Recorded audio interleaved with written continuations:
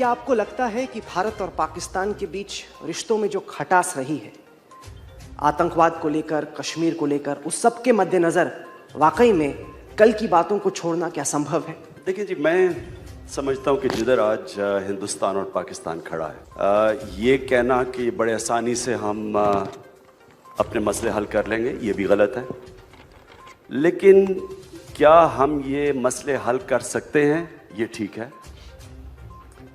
जो main issue है वो कश्मीर, जिसकी वजह से ये इतनी हालात आज यहाँ पहुँचे हैं।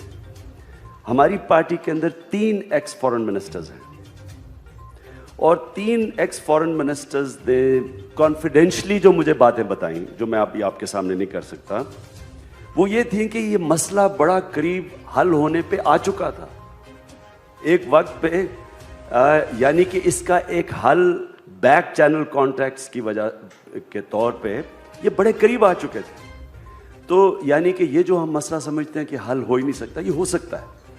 लेकिन इससे अब आगे मैं जो बात करना चाहता हूँ वो ये, बदकिस्मती से स्टेट्समैन और एक ऑफिस होल्डर में फ़र्क क्या होता है। एक होता है प्राइम मिनिस्टर, जिस तरह एक क्रिकेट टीम का एक कैप्टन होता है जिसको कोई जानता ही नहीं, और वही एक उसी टीम का उतनी पावर्स लेके कैप्टन होता है, उसका नाम कहाँ से कहाँ पहुँच जाता है। तो उसी तरह प्राइम मिनिस्टर्स में कई होते हैं स्टेट्समैन, और जिससे मैं रिसेंटली नेल्सन मंडेला का नाम लेता हूँ कि वो जो दूर की सोच देखता है, वो अपनी ज़ात से हट के, ना उसको इलेक्शन की फ़िक्र होती है ना वोट्स की फ़िक्र होती है, वो अपनी लोगों के लिए एक ऐसी सोच देखता है जो वो आगे देखता है कि उसकी कौम की बेहतरी कैसे हो सकती है। इस वक्त जो भी हिंदुस्तान और पाकिस्तान की लीडर्स जो आगे का सोच रही है, वो एक ही चीज़ सोचेगी कि कैसे पाकिस्तान और हिंदुस्तान करीब आएँ, कैसे हम अपने मसले हल करें, कैसे हम एक ट्रस्ट के ऊपर, एक एतमाद के ऊपर रिलेशनशिप बिल्ड करें। अभी तक जो सबसे बड़ा मसला ये है कि दोनों मुल्क एक दूसरे को ट्रस्ट नहीं करते।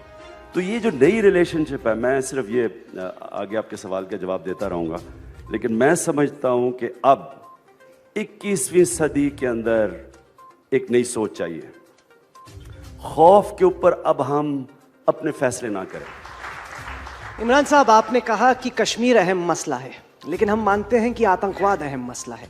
हम मानते हैं कि पाकिस्तान अधिकृत कश्मीर में वो तमाम लश्कर तैयबा के आतंकवादी ठिकाने जिनको अब तक नेस्तनाबूद नहीं किया गया है, वो सबसे बड़ी दिक्कत है। पाकिस्तान तैयार करता है कसब को, उन्हें भेजता है मुंबई में आतंक फैलाने के लिए। जब तक कि पाकिस्तान की सरकार और आपकी ISI इन टेररिस्ट कैंप्स को बंद नहीं करती, आपने विश्वास की बात की, ट्रस्ट की बात की, वो विश्वास कैसे बनेगा? देखिए, आज का मौजू आपका क्या है? छोड़ो पुरानी बातें, आगे का सोचो। अब जो भी पहले हुआ, क्योंकि मैं तो उसका जिम्मेदार नहीं हूं ना, मैं तो आपको वो नए पाकिस्तान की जिम्मेदारी लेता हूं। इंशाल्लाह जो भी हम आपसे बात करेंगे, मैं आपको गारंटी करता हूं कि उसके ऊपर हम पूरा खड़ा होंगे। यानी हम कोई आपको ये कभी हमारे से एतराज़ नहीं होगा कि इन्होंने ये कहा और नहीं किया।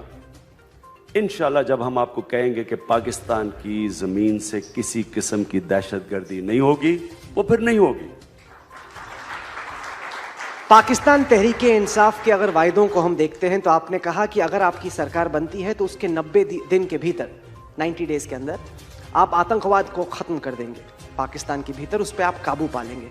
तो कैसे किया जाएगा ये? कैसे आप आतंकवाद पे काबू पाएंगे 3 महीने के अंदर? इतनी मुश्किल हिंदी इस्तेमाल, आपका मतलब कि दहशतगर्दी को आप कह रहे हैं कि 90 डेज में आप खत्म कर देंगे। इसका क्या हमने नाम क्या था? आतंकवाद। अच्छा, देखें, ये जरा आप सबके लिए समझना है मसला क्या है इस वक्त, क्यों पाकिस्तान जंग हार रहा है दहशतगर्दी की। दहशतगर्द जो मिलिटेंट्स हैं, ये कितने हैं? 20,000 हैं, 25,000 हैं, ज़्यादा से ज़्यादा 30,000 होंगे। पाकिस्तान की 6-7 लाख की फौज है, वो क्यों नहीं इसके ऊपर काबू पा सकी? क्यों अमेरिका की, दुनिया की तारीख में ऐसी मिलिट्री मशीन आई नहीं जो आज अमेरिका के पास है? वो क्यों नहीं जीत सकते अफगानिस्तान में? एक वर्ड, जहाद। देखिए, जहाद का मतलब यह है कि जब लोग जहाद लड़ते हैं, मुसलमान जहाद लड़ता है, तो वो फिर अपनी जान की कुर्बानी देने से डरता नहीं है, क्योंकि वो समझता है कि वो अल्लाह के लिए लड़ रहा है और वो जन्नत में जाएगा। और वो फिर जो उसकी वजह से जो सबसे खतरनाक चीज है वो है खुदकुश हमला। खुदकुश हमले का कोई तोड़ नहीं है, ना अमेरिकन अभी तक उसका तोड़ निकाल सके हैं, ना पाकिस्तान की फौज निकाल सकी। मैं शुरू से, अब मुझे 8.5 साल हो गए हैं, एक ब्रोकन रिकॉर्ड की तरह मैं बार बार कहता जा रहा हूं कि इस जंग का कोई मिलिट्री सोल्यूशन नहीं है। उसकी वजह से कहते हैं जी आप तालिबान के हमायती हैं, क्योंकि लोगों को समझ नहीं है कि ये फिनोमेना क्या है। मैं वो पाकिस्तानी हूं जिसने 20 साल पहले किताब लिखी थी अपने कबायली इलाके पे, जिसका नाम था वॉरियर रेस। वो किताब में मैंने अंग्रेज़ों की सारी तारीख बताई थी, जो 80 साल अंग्रेज़ इंटरेक्ट करता रहा कबायली इलाके से। अंग्रेज़ नहीं जीत सका, वहाँ सुपर पावर था अपने वक्त का, वो दलदल में फंसा हुआ था। आप हैरान होंगे कि वज़ीरिस्तान में ज़्यादा अंग्रेज़ फौजी मरे बनिस्बत सारे हिंदुस्तान के अंदर। इसलिए वो अल्लाह ने 2 मखलूक पैदा किए हैं, एक इंसान पैदा किए हैं, दूसरे पठान पैदा किए हैं, और ख़ास तौर पे वो वाले। ये जितना आप इनको मारेंगे ये और लड़ेंगे। मैं इसलिए इनको बताता जा रहा था ये काउंटर प्रोडक्टिव है। आप बॉम्बिंग कर रहे हैं उनके गांव के ऊपर, आप आर्टिलरी चला रहे हैं, उनके बीवी बच्चे मार रहे हैं, वो चुप करके हाथ नहीं, वो जाके जिधर तालिबान थे ही नहीं, इस कोलैटरल डैमेज के 2 साल ने पाकिस्तान तालिबान प्रोड्यूस किया। हमारे पास तो तालिबान ही नहीं थे। तो हमने ये अहमकाना जो फैसला किया अपनी फौज भिजवाने के वज़ीरिस्तान, जो मैं रोकता रहा, मेरी पार्लियामेंट में तकरीर भी है इसके ऊपर, मैंने सारी तारीख कोट की। तो हुआ क्या है कि जो मिलिटेंट्स हैं उन्होंने पाकिस्तान की फौज के खिलाफ जहाद डिक्लेयर कर दिए। उन्होंने कहा कि ये अमेरिका की मर्सनरी फौज है। क्योंकि वो अमेरिका की मर्सनरी फौज है और ये कोलैबोरेटर्स हैं, इनके खिलाफ भी जहाद जायज़ है। जहाद की वजह से हमारे GHQ के ऊपर खुदकुश हमले हुए, हमारे नेवल बेस पे खुदकुश हमले हुए, हमारे एयर बेस पे खुदकुश हमले हुए। और ये खुदकुश हमला डेविस्टेटिंग होता है। इसको नहीं, इसका जब तक आप जहाद का नैरेटिव मिलिटेंट से नहीं लेंगे, ये जंग खत्म ही नहीं होनी और पाकिस्तान डूब जाएगा इस जंग में। इसलिए अब मैं हाल आपको बताता हूं। तो तहरीक इंसाफ कैसे इसके ऊपर काबू पाएगी? हम जब पहले दिन इंशाल्लाह जब स्वेरिंग इन होगी तहरीक इंसाफ की, प्राइम मिनिस्टर की, तो पहले दिन अनाउंस करेगा कि हम अमेरिका की जंग से डिसएंगेज कर रहे हैं। ना हम अमेरिकन एड चाहते हैं, ना हम ड्रोन अटैक्स चाहते हैं, क्योंकि ड्रोन्स भी उन्हीं लोगों को मार रहे हैं जिनसे पाकिस्तानी फौज लड़ रही है। तो इसलिए उन्होंने वो नैरेटिव ये कहता है कि जी ये अमेरिका की जंग लड़ रहे हैं और अमेरिका की मर्सनरी फौज है। हम जब डिसएंगेज करेंगे और फिर हम अनाउंस करेंगे जहाद खत्म, क्योंकि हम अमेरिका की जंग नहीं लड़ रहे हैं। जिस वक्त जहाद खत्म हुई, हम जंग जीतेंगे कैसे? मैं क्यों कह रहा हूं 90 डेज में? क्योंकि मैं जानता हूं सारे कबायली इलाके को। मैं 1 लाख लोगों को वजीरिस्तान लेके गया, जर्नलिस्ट को लेके गया वजीरिस्तान के लोगों से मिलाने के लिए, जो सबसे ज्यादा लड़ने वाले हैं। उनको सिर्फ ये बताने के लिए लेके गया था कि जर्नलिस्ट जब उनसे पूछेंगे कि क्या अगर जहाद खत्म होगी आप अपने इलाके को वापस ले लेंगे, आपके पास, हमारे पास 8-9 लाख कबाइल के लड़ने वाले लोग हैं, मिलिटेंट्स हैं। सारे जो मिलिटेंट्स हैं वो सिर्फ 20-30 हज़ार हैं।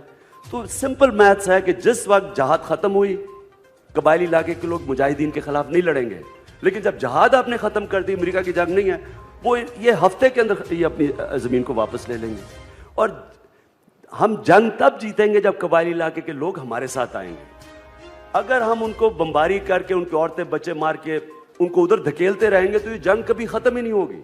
तो इसलिए मैं जब कहता हूं 90 डेज, मैं ये कहता हूं कि डिसएंगेज करके, जहाद का नैरेटिव खत्म करके हम बड़ी जल्दी जंग जीत जाएंगे। और फिर जो वेरियस सेक्टेरियन आउटफिट्स हैं, मिलिटेंट ग्रुप्स हैं, उसके बाद पुलिस का निजाम ठीक करके, पुलिस को मजबूत करके हम फिर डीवेपनाइजेशन करेंगे पाकिस्तान में, और किसी किस्म की मिलिशिया, आर्म्ड मिलिशियाज को अपने मुल्क में फंक्शन नहीं करने देंगे। अगर इमरान खान पॉलिटिक्स में और पावर में इसलिए आ रहा है कि उसने अपनी फैक्ट्रियां लगानी, अपने बैंक बैलेंसेस स्विस बैंक में पैसे रखने हैं, तो वो भी कुछ नहीं करेगा। वो अपने आप को पहले रखेगा और मुल्क को आगे बाद में रखेगा। लेकिन अगर हमारी हुकूमत ने ये फैसला किया कि ये हमारे गोल्स हैं, ये हमारे मिशन है, ये हमारी विजन है, और वो प्रायोरिटी लेगी, तो उसमें आपको यकीन दिलाता हूं कि सब फॉलो करेंगे। मैं आपको फिर से मिसाल देना चाहता हूं, तुर्की की जो मिसाल है, ये आप सब याद रखें कि तुर्की की फौज ने वही किया जो पाकिस्तान की फौज ने पाकिस्तान से किया। लेकिन तुर्की के अंदर एक ऐसा लीडर आया जो स्टेट्समैन था, उसने उसी फौज को अपने काम पे लगा दिया जो है कि बॉर्डर्स को डिफेंड करना, और वही लीडर मॉरल अथॉरिटी की वजह से आज आप देख लें कि वो कहां से कहां तुर्की को ले गया और उसकी विजन है। क्योंकि सबसे बड़ी बात यह है कि उसके पास मॉरल अथॉरिटी इसलिए है कि लोगों को, सब आवाम को पता है कि ये अपने लिए नहीं पावर में आया, ये मुल्क बेहतरी में आया है, और आज तुर्की की जो ग्रोथ रेट है वो चाइना के बाद सेकंड हाईएस्ट है। तो इसलिए लोग उसके पास मॉरल अथॉरिटी है।